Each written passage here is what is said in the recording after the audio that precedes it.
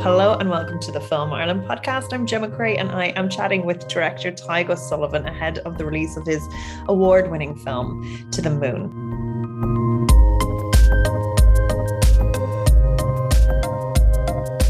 So thank you so much for chatting with us. No problem. Lovely to be here. I know one thing a lot of filmmakers, this is again, because we're Film Ireland, we love getting into the nuts and bolts of how people get to make their films, and a big part of that is money, because I noticed there was a lot of beautiful footage that had to be licensed. So I'm just wondering if you could just take me through how this project started life and how you got the funding for it. But like, it's Arts Council, Screen Ireland. There was a third, a French co-production, or Arte. Yeah, it was. It's funny, like you do always need some money to make most films, and a lot of people's efforts goes into convincing people that have money that they need to give you money to make the film that you want to make. But in this case, it was this my third feature, and I've made any number of shorts on top of it as well, and I've helped people get films funded as well in the past. So I've kind of been through the financing mill a few times, and strangely enough, this was probably the most straightforward film I've ever undertaken in terms of getting it financed. One thing that absolutely didn't happen during the process of getting this film financed was anybody saying, "The moon, I hate the moon." You know, nobody says that. Like in a way, I think that was a big help in terms of getting it financed, was because it's such an easy pitch. It's an incredibly simple frame for a film. It's just the moon and moonlight and myths and stories and everything that goes with the moon, and it kind of captures the imagination. So on the first instance was to develop it with some money from Screen Ireland, and as people are hopefully are aware, Screen Ireland has a very strong development strand, which gives you enough money to go away to spend the time that developing a film needs, and maybe shoot some stuff and cut a trailer and write it up and come back to them with something complete in terms of a treatment and a plan for making the film. So that I took about a year to do that, and I really figured the film out in that time whilst working on other stuff at the same time. So by the time I came back to them, I went to the Arts Council, who have a scheme called Open Call, which is an unusual scheme for them in that it's not specific to an art form or a genre or a particular discipline. Theatre makers, dancers, visual artists can apply for Open Call. They fund one project a year, at least they did when I was going for it. And it can be of any, and the idea is that it should be work that's really good and that appeals to as broad an audience as possible. And I kind of felt that a film about the moon, its universal appeal might fit with that. So I put it into them. I went back to Screen Ireland, and I also spoke to, I was in Toronto for Hot Docs. And I spoke to commissioning editor there from Arte called Rasha Salti, and she immediately got the film as well. So yeah, it was. And I shouldn't forget our friends in Finland, Yle, who have shown work of mine in the past. They've got a really strong documentary strand of obscuro documentaries, and I got a small bit of money from them as well. So between one thing and another, it all added up to enough money to make the film, especially when you account for the Section 481 tax credit that kicks in at a certain level. Not to say that it was easy. Nothing's ever easy, and you have to really know the film that you want to make and really have it explained and legible to anybody that's making a decision. But certainly, any meeting I had, any kind of pitching of the film, I felt I was pushing an open door, because this is a film that people could already see in their heads, I thought, when I told them a little about it. And it's very unique as well, like the mood and the tone, very kind of distinct and emotive as well. So there's a lot of old footage in there from all over the world. It's amazing. And then you worked with cinematographers to get original footage from all 5 continents. Just tell me a little bit. So you were saying you were working on it from a treatment point of view. So did you know all the old footage that you had before? like that you wanted to use for it, Mm. and negotiating the rights to stuff like that can be really, really tricky. Like, Yeah. things like like something that is from the 1940s, like who even has the rights? Is it someone's son or Yeah, I know. Well, yeah, it's somebody's estate probably.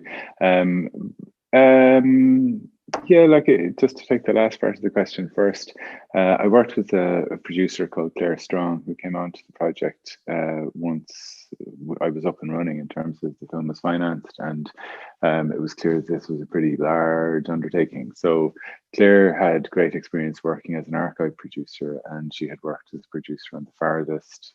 So, she knew what she was doing. That's what the archive producer does, and does brilliantly in the case of Claire, where you can, if you find something, somebody has to do the work then of figuring out where it came from. Bear in mind now, some stuff would come directly from film archives, and everybody knows who owns it, because it's the people who mined it are the people who either mine the rights as well or own it themselves. But then if you pull some obscurity out of nowhere, Claire's job is then to trace that back. And it can become, it's a lot of work. I might decide today I like this shot, and it ends up in a cut, and then she does a ton of work to figure out how much it might cost, who you have to pay, where do you get the license, is it a license forever, or is it licensed for a limited amount of time, and how does that fit in with our budget? And then a week later I'll go, oh no, that shot, I cut that. oh no, oh my God. Like that, it happens. But Yeah. equally it could go the other way around. She comes back to me and says, that we've found the person who owns that, and they're looking for gazillions, so I'll quietly push it out of the film, and say nothing of it ever again. But neither of those two things was common. Her telling me it was too expensive, or me deciding I didn't want it anymore.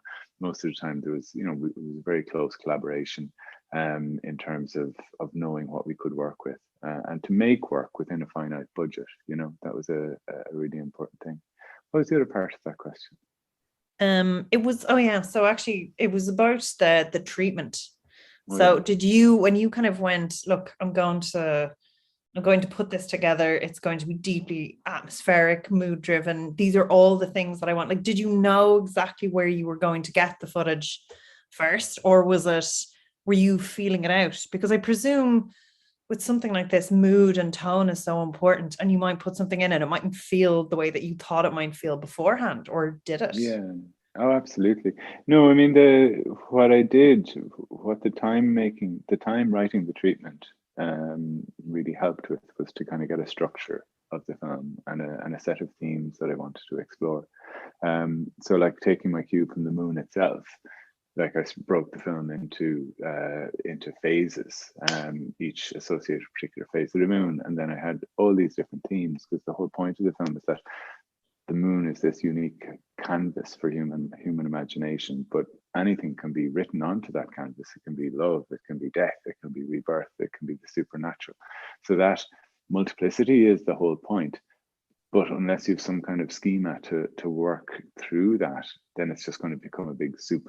So putting that framework in place really helped me then see how I could structure the film, but without knowing at that point what particular shots, what particular material would fill out the framework.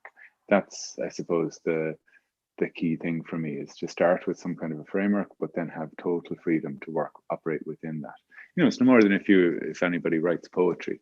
If you decide you're going to write a sonnet, there's a really strict kind of meter, and there's a strict structure that you have to adhere to, and sometimes that's actually more liberating than a total anything goes free verse, because you can work within a form. So in my case, the structure of the lunar phases allowed me to then have total freedom to here's my love section, here's my supernatural section, but anything goes within that. And my job is to create coherent passages and cinematic elements within that. But no, I couldn't have known at that point, like, what material was going to go in. Like the finding of the material was such a huge undertaking. It was a lot that I had found myself. There was a lot that Jack Lunt, the assistant editor, found himself. We were constantly on the lookout for interesting things and watching all sorts of obscure films late at night. But then a large part of that work was also done by archive researchers around the world who had particular expertise that we didn't have. You know, I know nothing about Estonian film. I know absolutely nothing about obscure Estonian rarities, such as the one that ended up in the film. And that needs people in Tallinn, in wherever else, who can bring themselves and their own knowledge and expertise and creativity to the film, which is very much what the whole film is about, is nurturing a space where people could bring their own input to, whether that as poets, as musicians, as archive researchers, as cinematographers. You know, I did really want to encourage a sharedness in the making of the film to reflect the sharedness that is the subject of the film, because ultimately is the moon is something that we all share. And very and again, like there's a lovely flow to the process when you're watching it.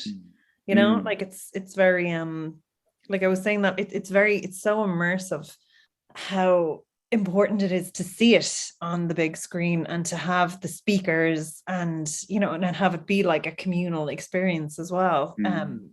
So is it a coincidence that it's finished now, or did you hold off a little bit to release it?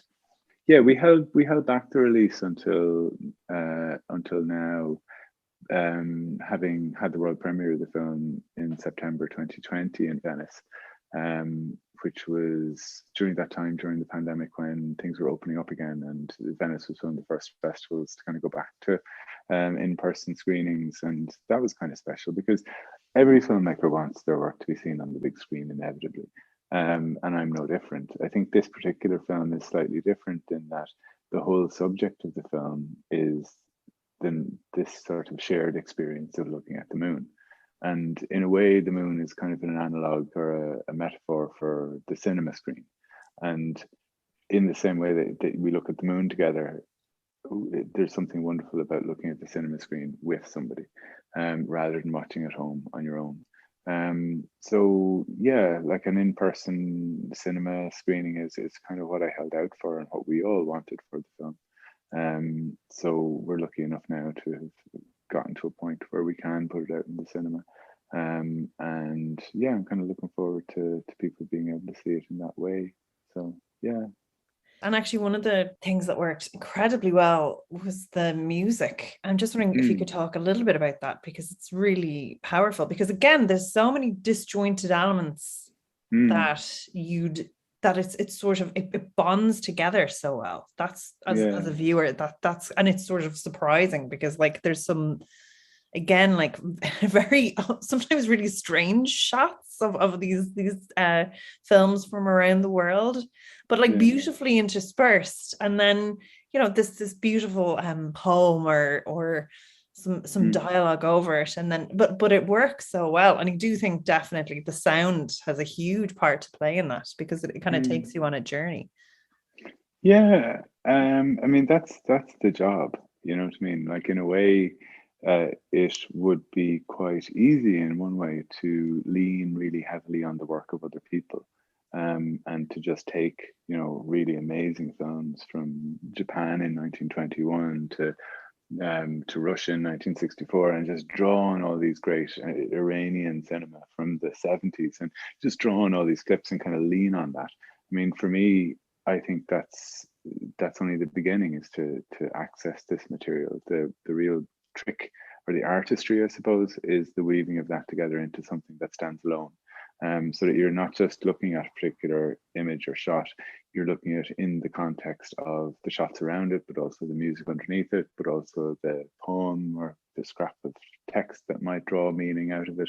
And I suppose that's where the artistry is, and to create something that is a single thing in and of itself, which this film is.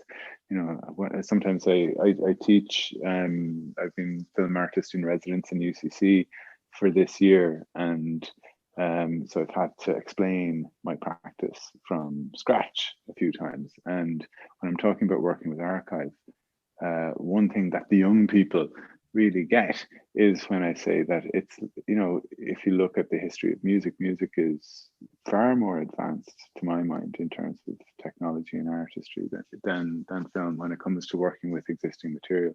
Like you have the entire genre of hip hop from the late 80s through to the present moment, where it is about creating something new and coherent and utterly original and fresh from existing music.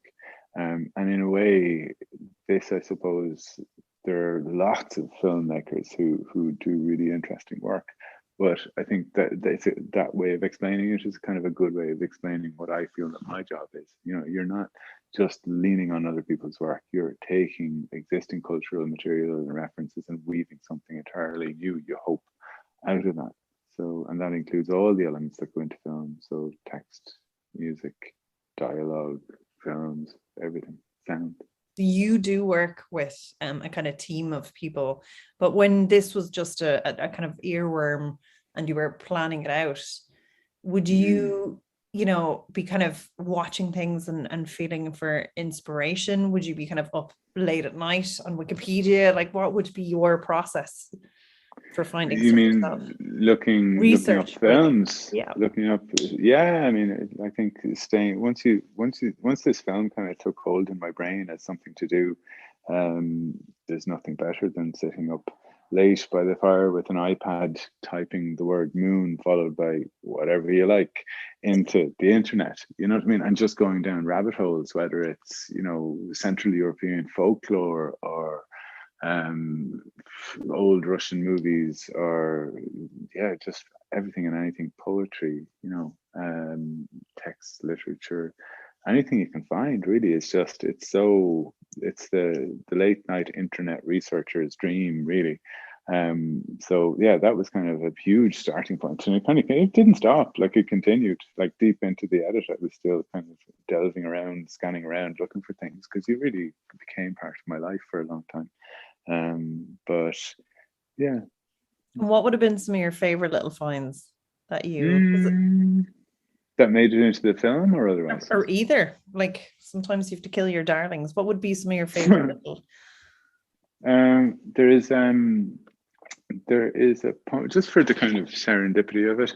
I was in Amsterdam at IDFA, you know, the documentary festival there, a couple of years ago, and I just went into this particular English language bookshop, which I'd never seen before, and I was just having a good snoop because I love bookshops. And I came across an anthology of Native American poetry. And I just thought, that looks good. The kind of thing you'd pick up in a bookshop. And just flicking through it, then I saw that there was a poem called Blood Moon Triptych, by a woman called Jennifer Elise. Follow you up with the surname. And read that poem, and it just really jumped out to me. And I took a picture of it on my phone and didn't buy the book, cheapo that I am. I did subsequently. Josephine Elise Forrester, Justine Elise Forrester, and it just really haunted me, and it stuck with me. And in the end, I began the film with that poem and ended the film with that poem, having sought and gotten her permission to do so. And I just thought there's something just so lovely about finding a text at random in a bookshop in a foreign city, and it just coming out from all the pages in all the books in all the bookshops in all the cities, you know, to just come across that and have it find you that way is just kind of old-fashioned magical, you know. So that would be one. Yeah, I think that's kind of my favorite. Because it is in many ways, it's like scavenging for these different elements that you're. Yeah, but we're all magpies now, you know. Like magpieing around is the 21st century cultural condition, you know. There's everything. You're surrounded by stuff. You're surrounded by music and books and literature and poetry and gifs and videos. And, you know, if you're like me, you kind of grew up in a world where you had to seek out particular films, particular books, and there just weren't that many of them. Whereas now we're inundated with stuff. And it's kind of turned us all into magpies. Like we create our own little cultural worlds from all the stuff around us because you can't consume it all. And that business of creating our own little cultural world from all the stuff around us has made artists of everybody, I think. You know, everybody curates and creates simultaneously from everything that's around them. And what I do is no different to that, except done maybe at a more concentrated and explicit level. So yeah, I think I'm not. I wouldn't say what I do is that unique. You know, it's just it's part of the world that we live in to make sense of the world by scavenging and creating our own meaning that way. I love actually that's so true that it's if you look at a meme, you know, Yeah, it'll start as a random image and people together will give it meaning, move it yeah, around. And it is just a collection of things. And then in a weird way, like what is film but a collection of images and stories and things that have a meaning for different people. And I think that's mm, what's lovely about this as well. It's the kind of like just a real quick glimpse into something that's very unique to a specific culture mm, and a specific time, and like just to see that and kind of have it presented in this way that's very emotive and very sort of almost like dreamlike and in that series where you give it meaning as well, like you can as the viewer you bring the meaning to it, like it's a very interesting watch. mm. How has the what has the response been? Because I presume it's something that just travels really well because of Yeah, yeah. I mean, it's not bounded by culture or language or anything like that. So yeah, I mean, it's a funny old year to be bringing out a film, but it still managed to kind of transcend the difficulties of the last 12 months or more, and it's played at festivals all over the place, and the response picked has up loads of been awards. sure, look at, but the response has been really good. I think it's like I was saying about when I started getting the film funded, there's almost nobody who has a disinterest in the moon or who actively dislikes it. So I think that most people are willing to go there with it or at least have a look. And if you're willing to give yourself over to it for a little while, I'm hoping that it will kind of sweep you along, and you can come on a journey with me of kind of curiosity and wandering through all this amazing material, and come out the other side. So yeah, I think I hope that it finds people, and continues to do so over time. You know, I think work like this isn't, you know, I try and make work that can last, and I think this particular film, being quite unspecific to the present moment, maybe we'll have a long kind of life. I certainly hope so. I certainly hope so. I just wanted to ask you about the editing process, actually, and like Yeah, because this is so heavily dependent on editing. How yeah. long did that take? And did it Uh, change shape much? I mean, did it change shape? Yeah, I mean, it's you start with literally nothing on the timeline and you build it up from scratch. You know what I mean? And I think having just come out of shooting drama for the last couple of weeks, what's funny is that when you shoot a drama, you're starting the edit with the assumption that some, or at least some of this material will end up in the film, and that's your starting point. Whereas with a documentary, you start with an empty timeline and you go, okay, so what goes in? And it can be anything when it's a film like To the Moon. It can be literally anything can be the first thing that goes down. And then it's a matter of finding something that talks to that, and a piece of music that draws out the mood, and maybe a bit of text. So it's a little bit like, I don't know, tapestry or something. You know, you're weaving little small bits and then you join it all together. But you stay in the small bit mode of working for quite a long time. You know, you're making 2-3 minute sections that work for you, and then you start editing them together and then joining them up and changing bits to make the flow better. Overall, it's hard. It's hard for this film to quantify the edit because I was editing right from the beginning. right from the first time that I had found some material, or Jack had found some material, I was putting little sequences together and trying things out. And then material would come back from other stuff that I shot or other people shot, come back from the lab, and you start weaving that into little sections. But then you'd go off to, I don't know, I went to Spain, I went to Portugal, I went to a couple of places to film, and so you'd be breaking up the whole process, go off and record stuff, record audio, come back. So it was much more iterative and non-linear in terms of a process than the shoot, edit, deliver sort of traditional process. But I think that's how I prefer to work. If you don't have you edit something, you decide it needs a shot of blah blah blah, and then you go and get that. And then you bring it in and you go, I was right, or I was expensively wrong.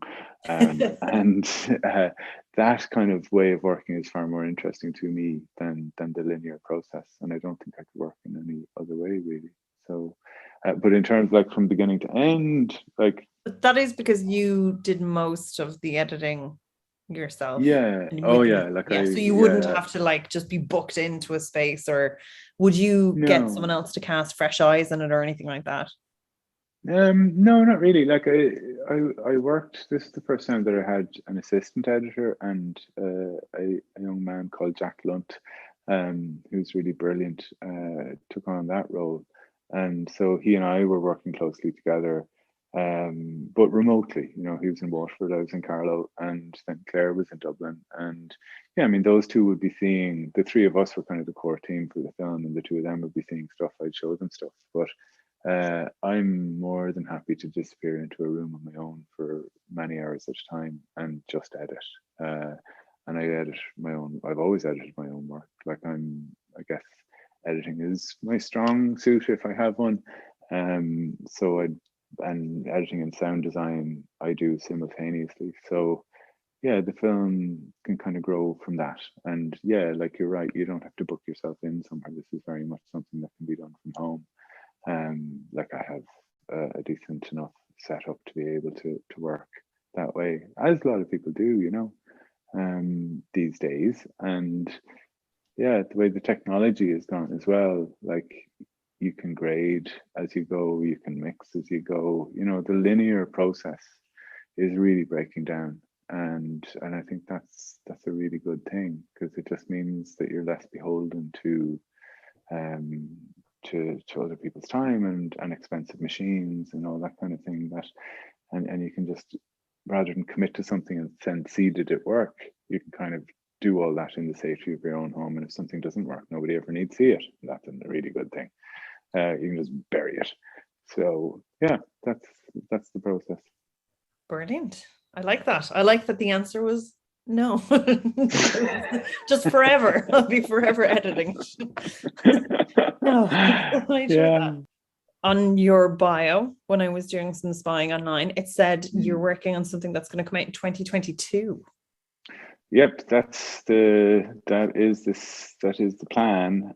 So part of why I said I'll just collapse over the line is I've just finished shooting that in the last couple of days, over the weekend, in fact.